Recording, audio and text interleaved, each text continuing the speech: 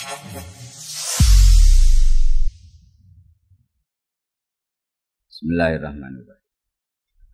Assalamualaikum warahmatullahi wabarakatuh. Bismillah, alhamdulillah.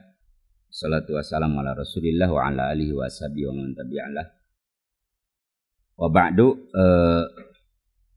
Baik teman-teman sekalian, kita ingin mencoba merefleksi dirilah kita bareng-bareng menelaah bahwa dikatakan orang beragama pasti nyaman, tapi pada kenyataannya seringkali kita melihat orang beragama baperan, orang beragama galau. Kita mesti memahami bahwa dalam konteks beragama Islam itu ada rukun agama yang kita harus paham betul. Rukun beragama itu ada 3. Yang pertama iman, kedua Islam, ketiga ihsan.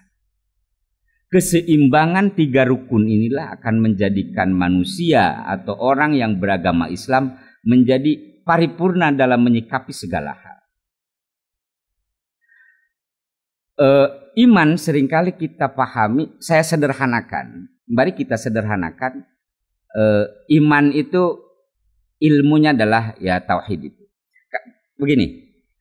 Untuk untuk mendapatkan atau melakukan rukun yang ketiga rukun ini, baik iman, Islam ataupun ihsan, butuh ilmu. Tidak mungkin seseorang akan benar dalam berimannya tanpa ilmu. Tidak mungkin seseorang akan pas berislamnya tanpa ilmu. Tidak akan tercapai ihsan tanpa ilmu. Imam Ghazali mengatakan bahwa ilmu itu ada 3 jenis. Ada 3 dalam konteks beragama tentunya. Yang pertama ilmu aqaid atau ilmu tauhid. Seringkali di pesantren kita belajar kitab-kitab tauhid. Nah, untuk ilmu tauhid itu Ahlus Sunnah wal Jamaah dengan berbagai latar belakangnya gitu tentang pemahaman-pemahaman tentang tauhid, maka Ahlus Sunnah wal Jamaah merujuk kepada pemahaman Imam Abu Hasan al-Ash'ari dan Abu Mansur al-Maturidi. Itu ilmu tauhid. Di pesantren seringkali kita diajari tentang sifat-sifat yang wajib bagi Allah, mustahil bagi Allah. Itu dasar. Itu ilmu tauhid. Banyaklah. Nah, bagi teman-teman di pesantren sudah biasa kita belajar tentang Aqaidatul Awam, Tijan gitu. Yang bahwa wajibul wujud adalah Allah, Allah mukhalafatul hawadis dan lain sebagainya. Di masyarakat bahkan seringkali dinadomkan atau dinyanyikan. Dulu seringkali anak-anak puji-pujian di pesantren, di masjid-masjid. Cuma sekarang sudah mulai sepi karena ada yang membid'ahkan kan gitu. Gak usah nyanyi-nyanyian di masjid. Jangan puji-pujian di masjid, ternyata caci maki sekarang yang ada. Puji-pujian di masjid dilarang diganti menjadi caci maki, kan kacau. Nah, anak-anak dulu wujud kidam bako terus selalu dinadomkan supaya cepat hafal. Nah, itu yang pertama ilmu tauhid. Yang kedua untuk menjadikan Islam dengan benar itu ada ilmu syar'iyah atau ilmu syariah. Seringkali di pesantren disederhanakan dengan bahasa ilmu fiqih. Kita belajar pesantren ada sapinah gitu yang sederhana. Cara-cara wudu atau cara berislam secara dohir. Jadi kita meyakini tentang adanya zat yang wajib disembah, bagaimana cara menyembahnya, maka kita harus belajar ilmu fikih atau ilmu syariah. Banyak ilmu syariah mulai rub'ul ibadah, rub'ul munakaha, rub'ul muamalah. Bahkan yang sering kali tergeser itu rub'ul muamalah.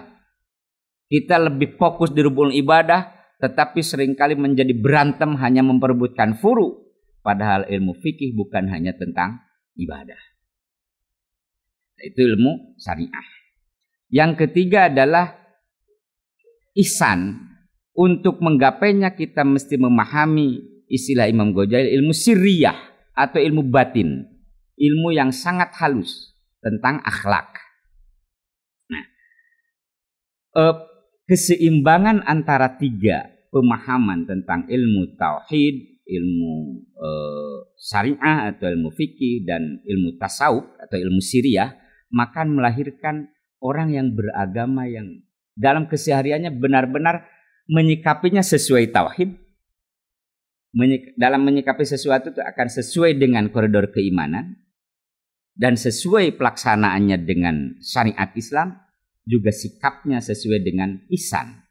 Misalnya, sekarang adanya COVID-19.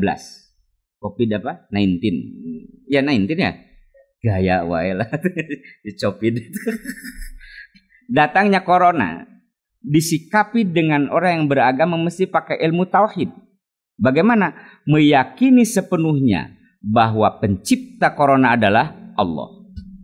Meyakini sepenuhnya tidak ada yang memberikan manfaat dan memberikan madarat selain Allah. Sehingga kita tidak perlu takut yang berlebihan. Nah, itu secara tauhid. Yakin bahwa tidak ada yang beri madarat. Nah, corona ini datang ujian dari Allah. Maka seorang yang beragama selain menyikapi secara tauhid, maka kita harus menyikapi dengan secara berislam, secara syariat. Supaya tidak salah menyikapinya, maka aturan Islam diterapkan dalam menyikapinya. Contoh, menurut para ahli kesehatan, bahwa penularan COVID-19 cepatnya luar biasa, bisa melalui dalam kerumunan yang banyak, maka disarankan menurut ahli kesehatan jangan berkumpul dalam kerumunan yang banyak. Jangan banyak orang lah itu. Karena dikhawatirkan terjadi penularan. Nah, secara iman kita meyakini bahwa penularan pun itu dia ditularkan oleh Allah. Tetapi syariat datang secara ilmu mengatakan tidak boleh banyak orang yang berkerumun supaya terjadi penularan. Maka agama datang secara syariat menyikapinya. Bagaimana? Adanya larangan kerumunan berakibat tidak bisa dilaksanakan sholat Jumat misalnya. Di daerah yang positif. Daerah yang zona merah. Maka agama datang mengatur. Bagaimana hukumnya meninggalkan Jumat dalam kondisi itu? Kita sudah tahu sebaran edaran-edaran dari para ulama. Itulah sesuai dengan berislam, bersyariat. Tuh. Jadi secara tauhid kita meyakini bahwa tidak ada yang memberikan madarat, tetapi menyikapinya harus sesuai dengan syariat. Setelah kita melakukan syariat bahwa ada banyak dalil gitu, termasuk sabda Rasulullah, jika kamu melihat suatu daerah terkena wabah maka larilah kalian, sebagaimana larinya takut dengan adanya harimau misalnya. Nah, para ulama sayang jangan salah menyikapinya, maka inilah aturan mainnya. Bagi yang jauh, bagi yang tidak melakukan Jumat, boleh diganti dengan duhur gitu. Jadi sudah pas antara keseimbangan menyikapi ilmu, perkembangan secara medis disikapi dengan syariat. Ada orang yang tidak Jumat tapi tidak berlandaskan ilmu, ya dosa. Nah, saya tidak Jumat tapi tidak tahu, hanya karena takut corona tapi tidak berlandaskan ilmu, ya tidak, ya masalah kan. Maka ulama saking sayangnya mengeluarkan fatwa. Nah, tiba-tiba misalnya setelah kita tidak berkerumun, terus kita memakai masker kemana-mana, yang di rumah bikin jamu imunitas dengan kunyit dicacag-cacag misalnya, digodok, tiba-tiba sakit, kena juga, maka sikap batin kita harus dengan ihsan, ilmu siriyah. Berhasil ikhtiar kita tidak merasakan bahwa sehat itu dari ikhtiar kita, tapi kita meyakini sakit sembuhnya adalah Allah yang menyembuhkan. Tidak kenanya oleh corona karena kehendak Allah. Maka atas ikhtiar yang kita lakukan, jika berhasil kita bersyukur, pada saat gagal kita bersabar. Itulah keseimbangan antara rukun agama, iman, Islam dan ihsan. Kalau sudah begitu maka akan nyaman, saya pikir. Orang tidak akan sembarangan bersikap tanpa aturan yang jelas. Jadi ihsan ini sangat penting. Sikap batin menyikapi jadi fikih kan dohir. Orang yang hanya memegang fikih saja tanpa tasawuf bisa fasik.